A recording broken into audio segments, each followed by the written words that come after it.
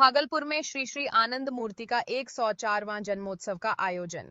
भागलपुर स्थित अलीगंज आनंद मार्ग कॉलोनी में श्री श्री आनंद मूर्ति का हर्षोल्लास के साथ 104वां जन्म महाउत्सव का आयोजन किया गया, जहां काफी संख्या में आनंद मार्ग से जुड़े अनुयायियों ने हिस्सा लिया। वहीं इस अवसर पर आनंद मार्ग से जुड़े श्रद्धालुओं द्वारा बाबा नाम केवलम महाअष्टाक्षरी मंत्र का भजन कीर्तन, प्रभात संगीत सहित कई अन्य कार्यक्रम का आयोजन किया गया। इस दौरान आनंद मार्ग के आचार्य पुनैशानंद अवधूत ने कहा कि आनंद मार्ग की स्थापना 1955 ईस्वी में जमालपुर में हुई थी, लेकिन आनंद मार्ग का प्रारंभिक प्रचार भागलपुर से शुरू हुई है, जहां आज भागलपुर सहित पूरे देश में आनंद मार्ग की इकाई श्री श्री आनंद मूर्ति जी का 104वां जन्मोत्सव हर्षोल्लास के साथ मनाया जा रहा है। वहीं उन्होंने कहा कि समाज में जो सामाजिक आर्थिक की बदहाली है, सभी का निदान आनंद मार्ग में निहित है। आनंद मार्ग में प्रभात रंजन सरकार का दिया हुआ एक ऐसा प्रावत है जो दुनिया के सभी धार्मिक संस्थाओं से अलग है। आइए देखते हैं एक रिपोर्ट।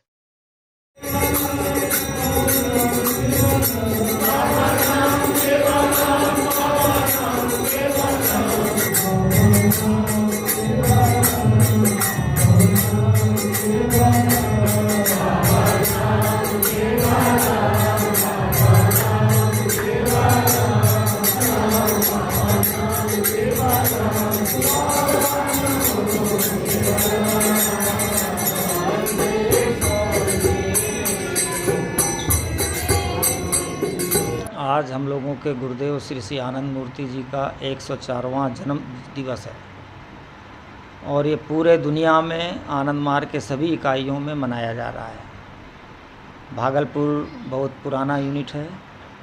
आनंद मार्ग का प्रारंभिक प्रचार भागलपुर से हुआ है। आनंद मार्ग की स्थापना 1955 में जमालपुर में हुई थी और उसी समय से हम लोगों के गुरुदेव भागलपुर में आनंद मार्ग की विचारधारा का प्रचार स्वयं किए। आज सैकड़ों अनुयायी लोग यहाँ उपस्थित हुए थे। हर्षोल्लास के साथ जन्म दिवस मनाया गया। कीर्तन, भजन, प्रभात संगीत के साथ अन्य कार्यक्रम हुए। आनंद मार्ग के पास सभी चीज़ का विकल्प है। सामाजिक और आर्थिक क्षेत्र में जो अभाव है पूरे दुनिया में, एक विषमता है, गरीबी है, बदहाली है, आतंकवाद है, इस सब का भी निदान आनंद मार्ग में है। मानसिक क्षेत्र में जो अभाव है, जो ऊंच नीच है, जो मानसिक कुंठा है, छोटे और बड़े का भाव है, लोगों के मन में जो है हिंसा बनी हुई है, बढ़ रही है, और उन सब का भी निदान आनंद मार्ग की विचारधारा में है। और आध्यात्मिक क्षेत्र में जो पाखंड है, रूढ़वादिता है, ठगने की बातें हैं चारों तरफ भगवान का नाम लेके, वो कैसे दूर होंगी और वास्तविक अर्थ में कैसे अध्यात्म स्थापित होगा, इसकी भी विचारधारा है। इसलिए करेंगे कि बाकी लोग पाखंड का विरोध नहीं करते हैं, बाकी लोगों में कोई आध्यात्मिक साधना नहीं है, बाकी लोगों के पास कोई सामाजिक सोच नहीं है। जैसे मैं एक उदाहरण देता हूँ, पूंजीवाद अभी चरम पर है। दुनिया के 1% लोगों के पास 40% से ज़्यादा संपत्ति संग्रहित है। 50-60% से ज़्यादा लोग जो है घुट घुट के जी रहे हैं।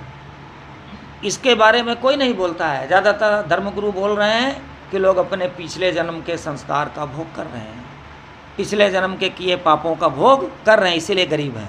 आनंद मार्ग ऐसा नहीं मानता है। आनंद मार्ग मानता है कि ये व्यवस्थागत दोष है। इसलिए आनंद मूर्ति जी ने, श्री श्री प्रभातानंद सरकार ने, जो उनका सामाजिक नाम है, उन्होंने एक दर्शन दिया है जिसका नाम है प्रउत, प्रगतिशील उपयोग तत्व। अंग्रेजी में प्रउत माने प्रोग्रेसिव यूटिलाइजेशन थ्योरी। यदि ये प्रउत को लागू कर दिया जाएगा तो समाज से, पूरे दुनिया से गरीबी, बेकारी, बदहाली सब जो है दूर हो जाएगी।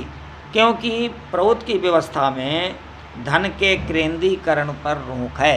जैसे गरीबी रेखा गवर्नमेंट निर्धारित कर दिया कि फलाने व्यक्ति गरीब हैं, किंतु क्यों नहीं गवर्नमेंट ने निर्धारित किया कि अमीर कौन है? अमीरी के कोई मापदंड होनी चाहिए ना, कि भाई एक गाड़ी आप रख सकते हैं, 2 गाड़ी क्यों रखेंगे? एक घर आपके पास होना चाहिए, 2 घर क्यों रखेंगे?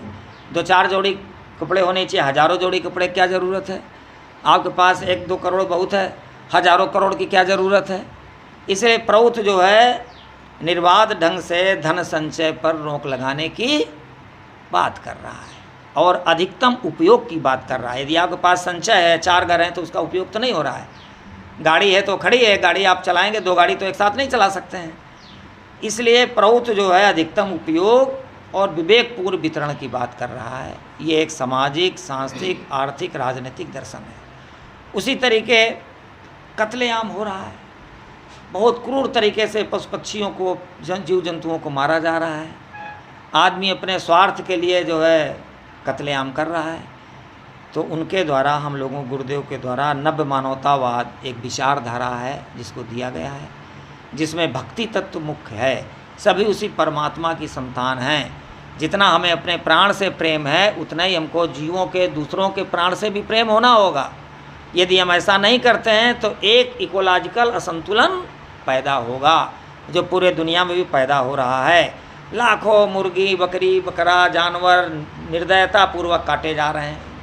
उनकी जो आह है, उनकी जो चीख है, उनकी जो पुकार है, इस महाशून्य में एक प्रकार का दानवी भाव, दानवी परिवेश पैदा कर दिया है।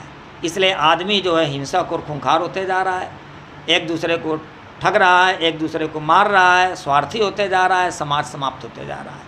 तो नव मानवतावाद की विचारधारा प्रतिपादित होने से ये सब चीज़ें दूर हो जाएंगी।